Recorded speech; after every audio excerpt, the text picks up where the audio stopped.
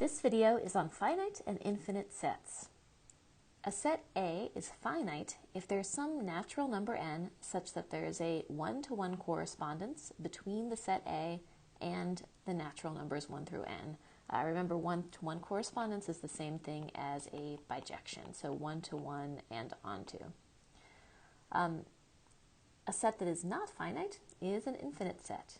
So, for example, this set, 3, 6, it has two elements, just the element 3 and the element 6, and so, of course, it is finite, whereas the closed interval from 3 to 6 includes all real numbers in between 3 and 6, and therefore it is an infinite set.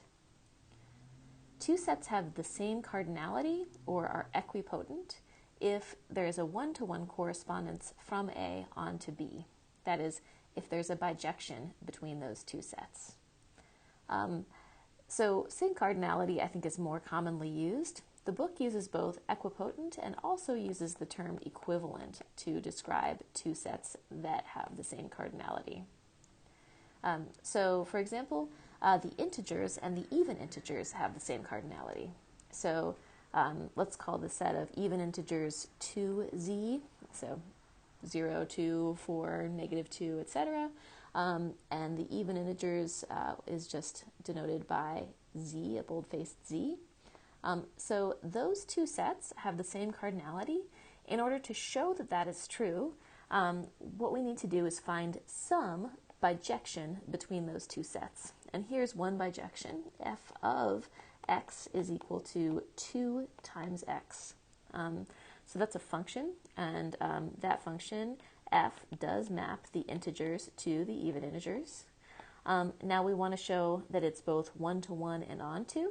So to show that it's one-to-one, let's suppose that f of x is equal to f of y for some integers x and y.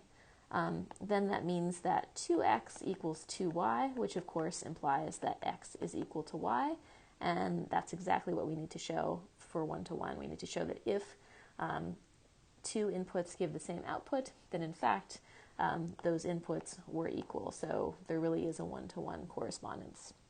Now, to show that this is an onto function, let's let m be an element of the even integers. Then by definition, that means that m is 2 times some other integer, k in the integers, and so of course that means that f of k is equal to m. So yes, this is onto. Okay, great. So we have shown that there's a bijection between these two sets, and therefore that means they have the same cardinality. Therefore, the cardinality of the integers is equal to the cardinality of the even integers. The cardinality that both of these sets have is called countably infinite, or denumerable, and by definition, set A is countably infinite if there's a bijection between A and the natural numbers. So in other words, if there's a function that's a bijection that's one-to-one and onto that either maps A to the natural numbers or a function that maps the natural numbers to A, either way is fine. If there is one going in one direction, then its inverse goes in the other direction and is still a bijection. Also, a set which is either finite or countably infinite is called countable. So countable can refer to either things that are countably infinite, such as the natural numbers or the integers, or to things that are finite, like the set 1, 2, 3, 4. For example, as we sort of stated, the set of integers is countably infinite.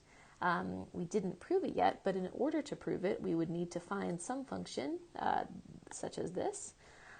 So here is such a function. The function g of n is equal to 2n minus 1, where n is greater than 0, or negative 2n if n is less than or equal to 0.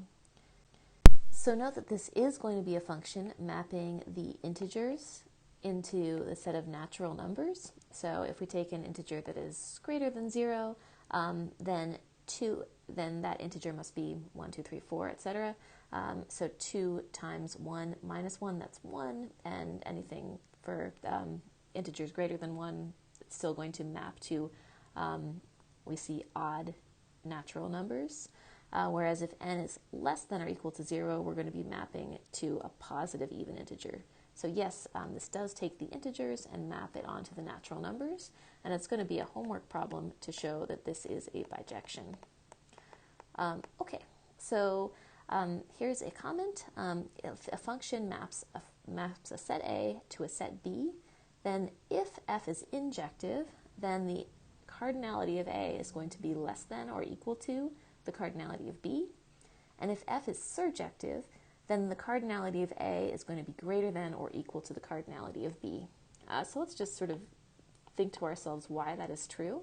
So if we have a set A and a set B, and we've got our function f mapping between them, if f is injective, that means that for every element A in A, that A1, A2, etc., is mapping onto distinct points in B. So remember the definition of injective is that if f of A1 equals f of A2, that would imply that A1 must be equal to A2. So for every one of these, there's exactly one of those. And so for every element in A, there is exactly what element in B. There might also be additional elements in B that are not mapped to by A, but for every one of these, there is one of those, and so that means that the cardinality of A is going to be less than or equal to the cardinality of B. What about the second part? So if f is surjective, so again, we've got some set A mapping by f to some set B, and surjective means that f of A covers all of B. So for any element of for any element of B, there must be some element of A such that f of A is equal to B. So that's the definition of surjective. For any B in B, there exists A in A such that f of A is equal to B. And recall that, just by definition of a function, we can't have A mapping to two separate things. That's just not allowed by definition of a function. So what that means is, okay, for every B in B, there's some A mapping to it. So, A can't map to more than one thing. So that means that for everything that is in B, there is something in A. That means that the cardinality of B must be less than or equal to the cardinality of A. And of course, the definition we saw before, if f is both injective and surjective, then the cardinality of A is equal to the cardinality of B. So that's just sort of our definition for cardinality, especially when we're talking about infinite sets. Here's a theorem talking about unions and Cartesian products of sets that are either finite or countable.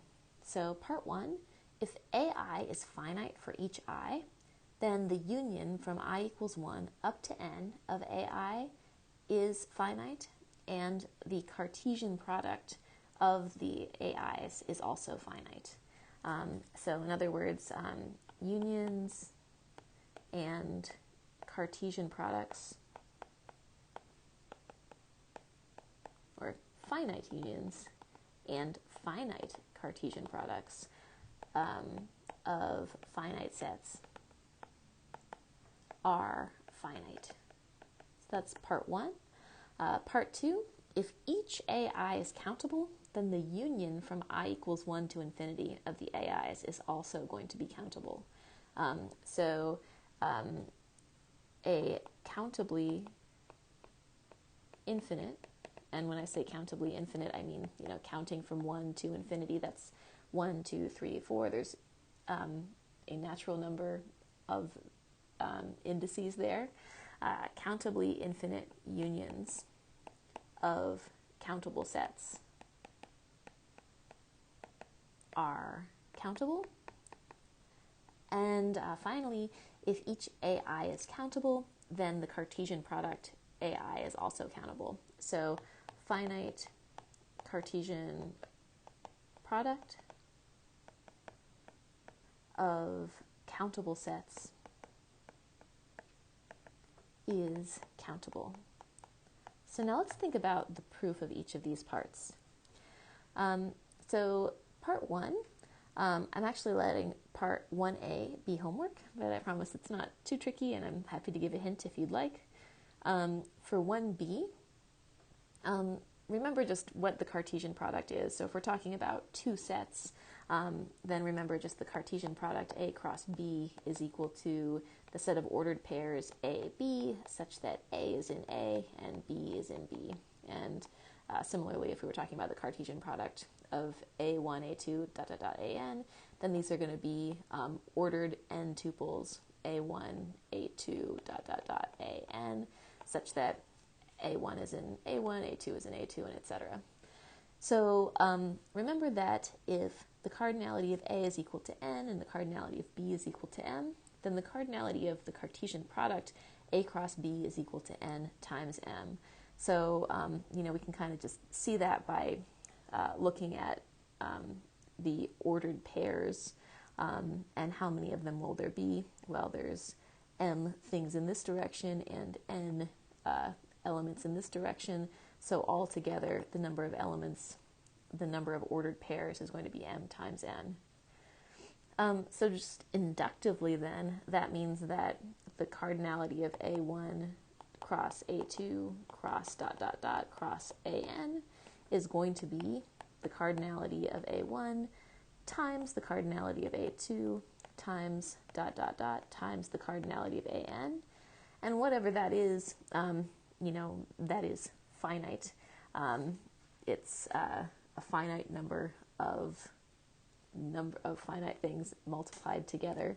One way we could describe it is that if, let's say that m is the max of the cardinalities AI, I mean, we don't need to do this, but we can, then that means that this is less than or equal to n times m.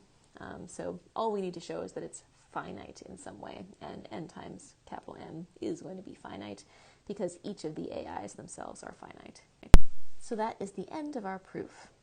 Part 2, we want to show that if each AI is countable, then the union from I equals 1 to infinity of the AIs is also countable. For this proof, it's a little bit tricky or fun, I think. What does it mean for each AI to be countable? Since each set AI is countable, that means that we have this function. Well, if it's countable, that means it's either countably infinite or it's finite. And in either case, that means that there exists some function fi mapping the natural numbers to AI, where that function is surjective. So we know that the cardinality of the natural numbers has got to be greater than or equal to the cardinality of AI. If AI is either countably infinite, then it's equal. If it's finite, then the natural numbers have a larger cardinality. Okay, so what we're going to do is define a new function, phi, that is going to map the natural numbers cross the natural numbers to the set union I equals 1 to infinity of the AI, such that phi of mn for any ordered pair mn in the natural numbers cross the natural numbers is equal to f sub m of n. So in other words, what we're doing is saying, okay, fi maps the natural numbers to AI. That means that, if we're talking about A1, then f1 of n, that's going to get every single element of AI, because that's surjective. Phi of 2, n, ranging over all n in n, is going to get us everything in A2. Phi of 3, n, ranging over all values of n, is going to get us everything in A3, etc. So that means that this is surjective. And so that tells us that the cardinality of n cross n is going to be greater than or equal to the cardinality of the union from I equals 1 to infinity of the AI. And we're about to show in the next piece that a finite product, I equals 1 to n, of countable sets is countable. And so that would tell us that this is countable, and therefore that is countable. The proof of 3 is also either tricky or inspired, depending on how you look at it. Since each AI is countable, that means that we're going to have fi mapping ai to the natural numbers that are injective functions, because we know that that means that the cardinality of ai is less than or equal to the cardinality of n, equal if ai is countably infinite, less than or equal to if ai is finite. And so again, we're going to define this new function g mapping the Cartesian product from I equals 1 to n of the ai to the natural numbers in the following way. We're going to say that g of x1, x2, xn, where that ordered n tuple is an element of the Cartesian products of the AIs, is equal to 2 to the f of x1 times 3 to the f of x2 times 5 to the f of x3 times times p to the f of xn, where p is the nth prime. So what is this? This is an element of the natural numbers. We know that every natural number is a unique product of primes. So that means that this, too, is an injective function, because each of these f's were injective functions.